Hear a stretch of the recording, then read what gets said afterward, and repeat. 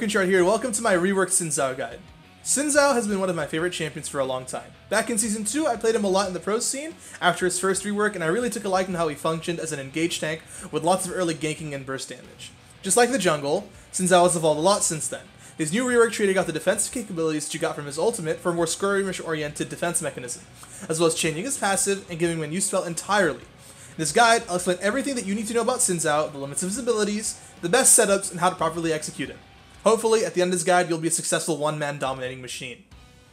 First, let's understand what Xin Zhao excels at. He is a very strong diving champion, focusing on isolating targets and dealing heavy damage. Xin Zhao has great AD ratios which were added in his last rework and scales super good with bonus AD and a lot of CDR. I prefer to build Xin Zhao as a tanky bruiser, focusing on isolating carries with Righteous Glory and then CCing them and dealing damage while utilizing my low CDs to jump from target to target in a teamfight. Feel that building them this way maximizes his effectiveness. While you can do a more damage-oriented Xin Zhao, and it's totally fine if you do want to do that, his bonus AD ratios do very well complement that, I personally feel that he's much more effective as a frontliner. Xin Zhao can be played in both the top lane and the jungle, but I think he's a lot more powerful in the jungle, and I'll be focusing on that role for this guide.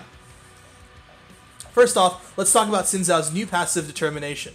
Every third attack will now deal a percentage of your bonus damage and heal you for a flat amount based on your level and bonus AD. This ability becomes stronger as you level up, starting at 20% of your bonus AD at level 1 and going up to 80% at level 18. This passive is one of the many new buffed AD ratios that Xin Zhao received, and it's a very strong tool to keep in mind when weaving in your attacks and abilities and going for fights.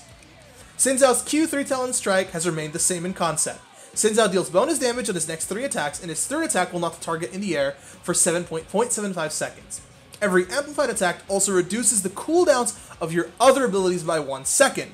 Your Q is also an auto-attack reset, meaning that you should always try to attack first before pressing Q to maximize your damage output. Q and 3-Talon Strike is your main CC spell in fights. It's up a lot when you start building CDR, and also makes stacking CDR really effective on Xin Zhao, reducing the cooldown of your other abilities to allow you to spam them in combat. Take Q at level 2 and max it second. Xin Zhao's W, Wind Becomes Lightning, has changed a completely new ability. Xin Zhao slashes an arc in front of him and then thrusts his spear out in a straight line, dealing a lot of damage and slowing the target for a short period of time. This is a really cool new ability to add to your kit and has many uses. The ability's cast time also reduces with your attack speed, starting at a cast time of 0.6 seconds before capping out at a cast time of 0.4. Your W is your main burst tool. The second thrust does a ton of damage and has a great AD ratio. It's important to note that when these abilities connect with an enemy, they will stack up your passive. That means that you can get a lot of burst off through your thrust ability when paired with your third attack. Your W is your main clearing tool in the jungle. Positioning it properly will allow you to clear camps very quickly. The ability is tricky to master when ganking, as the cast time means that you will have to stand still to get the attack off. However, there are many ways to use the cast time to your advantage. I found the best uses of the ability are right after charging in and hitting the enemy with one auto attack. The way that the ability works, in-game at least, is that after you charge in an auto Q, you have an opportunity to W again due to the high attack speeds you get from your E, and then almost immediately after your thrust, your next auto attack will connect. If the enemy that you're jumping on has some kind of dash or movement ability, it's probably the best thing to use your W after you've knocked them up with your 3-Talon Strike. This guarantees that you get the burst damage off. I take W at level 3 and max it first. Xin Zhao's E ability, Audacious Charge, is about the same as it used to be. You dash to your target and gain attack speed for several seconds. Your E is the main reason why you don't need to build attack speed on him, because you get a lot of free attack speed just by jumping onto them. It's also why CDR is an incredibly important stat. Since you get free attack speed from the ability, being able to cast your ability multiple times means that you're always going to have attack speed. Using your E before your W makes it cast faster because you get a lot of attack speed. You want to use your E often in fights. Attack speed is very important because it equals CDR, because every time you're attacking with 3-Talon Strike, your abilities will reduce in cooldown. I take E at level 1 when I jungle, and I max it last. Xin Zhao's ultimate, Crescent Guard, has been changed a lot since his last rework. Xin Zhao slashes in an arc around him, knocking back all targets except the target that you just hit, and dealing heavy damage based on their current health, which scales with attack damage. Xin Zhao then creates a ring around him, preventing you from taking damage from any target outside the ring. Use your ultimate in the beginning of engages for heavy burst damage, as well as to isolate your target and prevent you from taking damage on the outside champions. Note, you will prevent all damage from people outside the ring, no matter what type of damage it is. If it's a projectile, a Karthus ult, or an Ezreal ult, or even red smite tick, if they are outside the ring, you do not take any damage.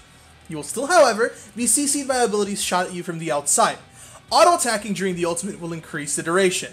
You ideally want to use this ult to prevent damage and isolate a main priority target, so being aware of what can damage you and what's going to kill you is very important.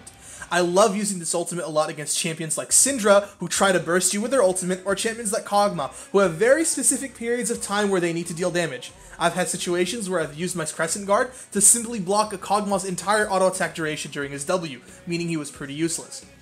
Another interesting thing that you can do with your ultimate is you can R plus flash to cancel the animation similar to R flashing with Lee Sin, allowing you to use some pretty funny combos. I call the Sin Sec.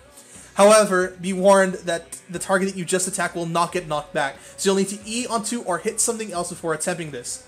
The R flash is something that I would only use maybe in 1 out of 10 situations, and you realistically shouldn't really be looking for it in most engages anyway. When I jungle, I usually start with Machete and skill E. Even though it has low base damage, you get a 40% attack speed buff, which means that you get to stack your passive a lot and get a lot of heal out of it.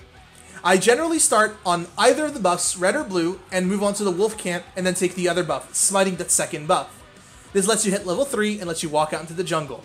At level 2, I skill Q, since it synergizes really well with your E, and then I skill W at level 3. Moving on to masteries, I run 18-0-12 with Fervor as my keystone. I think it's really easy for you to stack your Fervor in engagements, allowing you to hit max stacks and get a lot of attack damage very easily. Other alternatives could be Storm Raider Surge, but this suits a very more aggressive assassin-style Xin Zhao build, and that's not really something that I like to play, but if you like it, feel free to use it. The move speed is super effective. Courage of the Colossus could also be used, and that suits a much more tank-oriented build, but again, we're reaching like both sides of the extreme, and Fervor is a really nice middle ground. Here's a picture of the masteries I run specifically. For runes, I found that the most effective ones are a mix of attack damage and attack speed. I run 980 marks with 3 attack speed quints. The seals and glyphs are very versatile, and depending on what you want to up against, you'll want to customize them in that way. Generally, I feel like 6 flat cooldown reduction glyphs are amazing. The extra 5% CDR helps a lot with the early engagements and duels, and once you pick up that blue buff, you'll hit at 50% CDR, which is great for the early game fights. The remaining glyphs can either be magic resist, attack speed, or even more CDR. For seals, you can run a mix of armor and HP per level, depending on what you're up against in the jungle, or preference. Xin Zhao doesn't really need the early armor, but a little bit goes a long way when you're against the Kha'Zix or Lee Sin. Now, let's move on to item builds. As I said before in the guide, I feel like Xin Zhao is best played as a tanky bruiser, meaning that my items do tend to go a bit to the defensive side. In terms of jungle items, Warrior Enchantment is probably the best that you can get. You get 60 attack damage and 10% CDR, 2 stats that Xin Zhao really wants. While Cinderhulk can also be an option, I really feel that you don't utilize Xin Zhao's kit very well, and Warrior just gives everything that Xin Zhao wants. Bloodrazor, while it seems good, is probably my least favorite of the 3. If you pack enough CDR into your kit, you don't actually need attack speed, and you don't get any attack damage or CDR from Bloodrazor. If you try to go Bloodrazor into more damage, you'll just be really squishy. In terms of Smite, I found that for solo queue, Red Smite is the best aggressive option. It allows you to pump out a lot of damage, and your high attack speed will allow the reapplication of the damage over time very easily. Blue Smite is also a great option if you're against something like an Ezreal or a Lucian, and you need to catch and stick onto them. Green Smite is also fine if you'd like vision control, but in terms of solo queue, games are going to be won off strong dueling, but if you like vision control, Green Smite's totally fine. The best items to run on Xin Zhao after Warrior that I feel are either Righteous Glory or Black Cleaver. Whichever you go will depend on what you want to accomplish. Cleaver is a much more aggressive option, giving you 40 damage, a ton of HP, 20% CDR, and an armor shred. You'll be able to pump out a lot of good damage while still staying relatively healthy. If you find yourself needing to be the initiator, I love Righteous Glory as an item. It gives you 10% CDR, nice health, mana, and armor, and you can then just rush people down with the incredible move speed. You can build both Righteous Glory and Black Cleaver, and both of these items are super effective on Xin Zhao, probably the best items you can get for a Bruiser Xin Zhao. Warrior is your biggest power spike, so once you're able to complete it, you must buy it. Other offensive items that work on him are Blade of the Ruined King, Guinsoo's Rage Blade, Youmuu's Ghost Blade, and Trinity Force. All these items are great, and they're a little bit more aggressive, but you can just decide what you want to build. My favorite defensive items on Xin Zhao are items like Spirit Visage, which gives you some CDR, Randuin's Omen if you need armor and are against a lot of crit, the AoE slow is insane, If you find yourself with a lot of HP, items like Gargle, Stone Plate, and Lock on the Ancillary can be your best friend. Almost every defensive item is strong on Xin Zhao, and it just depends on what you need at the time. Experiment around to find the build that suits you best. In the early game, I found that Xin really hits a spike at level 4, when your W has 2 points in it. That's not to say that you're not a strong duelist level 3. If you're able to land your full combo, you'll have full further stacks, and have applied your passive twice. It's really important to keep this in mind when you're going for fights. At level 4, you'll be a lot stronger than most other junglers. I would tend to avoid trying to fight champions like Kha'Zix and Ezreal, who are really strong at level 3. In terms of ganking though, Xin Zhao I found is much better at ganking side lanes than he is at ganking mid lane. Since you don't really have a gap closer that doesn't involve you having to literally click on a champion like Lee Sin or Kha'Zix, ganking side lanes are much easy so you can come from behind and maybe even save your E. The top laners that I love ganking for are Galio, Shen, Maokai, most tanks. Champions that bring CC and allow you to get your full combo and get as much damage out. Xin Zhao does benefit a lot from champions that bring CC since most of the time you'll be bringing a lot of the damage. At least until you get your Righteous Glory, in which case the gap between you and the enemy champion gets closed in about 2 seconds. Teamfighting with Xin Zhao is pretty self-explanatory. You single out a target, press R, and CC them for your team. Xin is adept at picking out a target out in a teamfight and making their life a living nightmare. Your build will determine, however, which targets you'll be going for.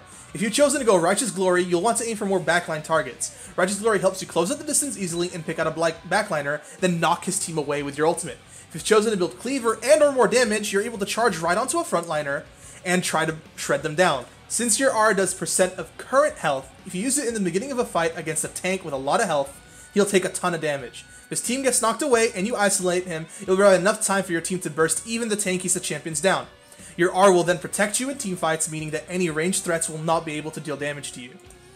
Even though Xin Zhao does a lot of damage even when built tank, it's generally not enough to single-handedly destroy a squishy through defensive capabilities.